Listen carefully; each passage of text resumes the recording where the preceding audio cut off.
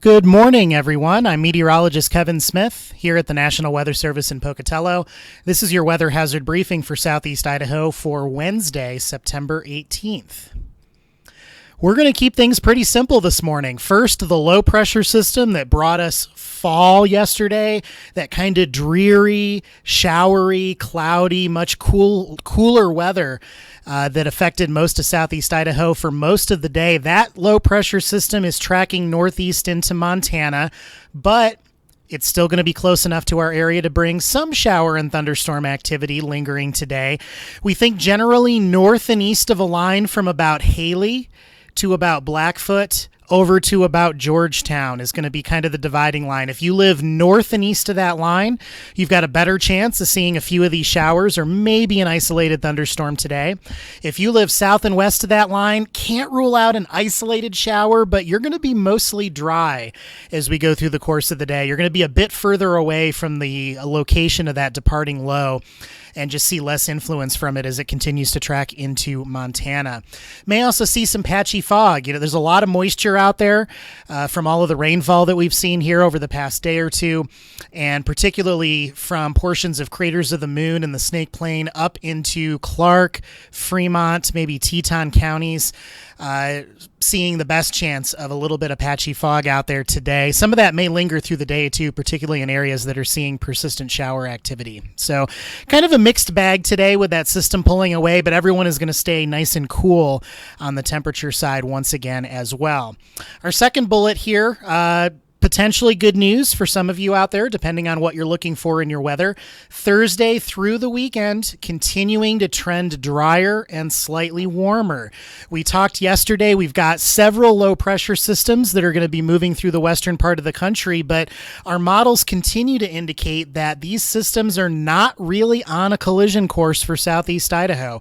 We have one that's going to dig down across California and Nevada. It may stay to our south.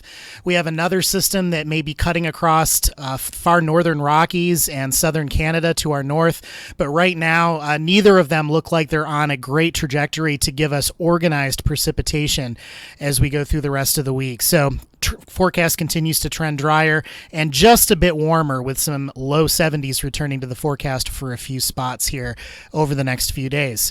You'll see this general trend reflected here in our weather risk outlook. So today we've got a minor risk, some yellow shading here from the Snake Plain into the Northeast Highlands and the Lost River area. That's for a combination of some patchy fog, maybe an isolated thunderstorm this afternoon, some showers for other areas. But as you go forward into Thursday, Friday, Saturday, Sunday, seeing less and less text here as we slowly remove that shower wording here, with that drying trend evident in our models here for the rest of the week into the weekend.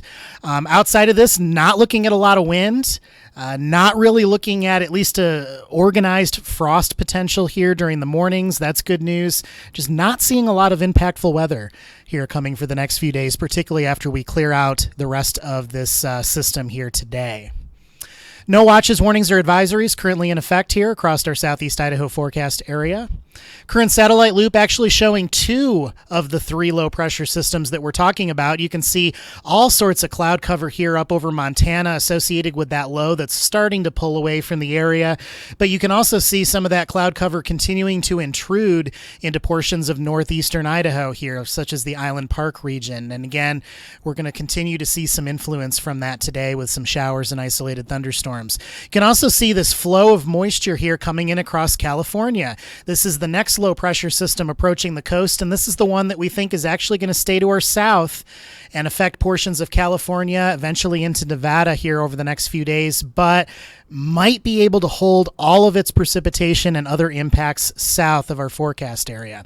And by the way, this blue shading, if you see this kind of lighter color, this blue here over portions of, well, the entire southern half of Idaho here, seeing some of this, that is a mix of a little bit of fog, but mostly some low stratus clouds. So some of you will be waking up to some cloudy conditions here early this morning. Current radar loop still showing a little bit of precipitation here as you head up toward Island Park and West Yellowstone. Again, that's with the departing low. And again, from about the Wood River Valley to Blackfoot down towards Soda Springs and Georgetown, that's going to be kind of the dividing line between predominant dry to the south and a better chance of shower activity here for one more day to the north of that line. It certainly won't be a washout for most of you, though, across those areas. We did mention some patchy fog, and we are seeing a little bit of that this morning. Two webcams we'll show you here. One is along US 20 up in Fremont County near Sheep Falls. This is courtesy of the Idaho Transportation Department, and you can see a little bit of fog out there. Certainly looks moist with some of those showers continuing and quite a bit of moisture left behind from the recent rainfall. We're also seeing some fog here along Interstate 15 as you head particularly north of Du Bois toward Monida Pass. So do slow down, practice all your safety if you do run into some of this patchy fog out there, not expecting it to be widespread. And we may see a little bit more patchy fog, maybe crossed a little bit wider area here as we go into Thursday morning as well.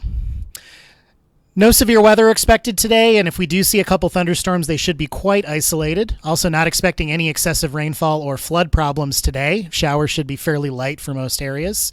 High temperatures here, maybe gaining a few degrees over what we saw yesterday, but you can see readings here generally holding in the upper 50s to low 60s. Warmest readings out towards Shoshone and Twin Falls, where some upper 60s are possible, and it should be pretty dry down that direction too, with some sunshine breaking through over the course of the day. No severe weather concerns as we advance into Thursday. No flash flood concerns or excessive rainfall concerns as well as we dry out. And high temperatures Thursday shown here, warming up just a little bit. You can see 60s predominant across most of our mountain areas, and then maybe 70, 72 creeping back into the picture here from the eastern Magic Valley into the Raft River region and over toward Pocatello, maybe Idaho Falls as well. Certainly going to feel real nice out there, particularly coupled with some sunshine that should be returning to the forecast here for the rest of the week. Advancing into Friday, maybe to gain another degree or two, but generally upper 60s to low 70s. Advancing into Saturday, actually lose a degree or two, but still looking mostly dry out there. We'll continue to monitor the trends in those other low pressure systems. You can see lots of 60s to near 70 degrees across the region. And then Sunday, we're going to continue this kind of cooler early taste of fall with those readings again getting up into the mid to upper 60s and possibly a 70-degree reading here or there to round out your weekend. And that's what we're looking at here for the next few days. As always, feel free to reach out to us here at the office using the information shown on this slide. And everyone have a great Wednesday.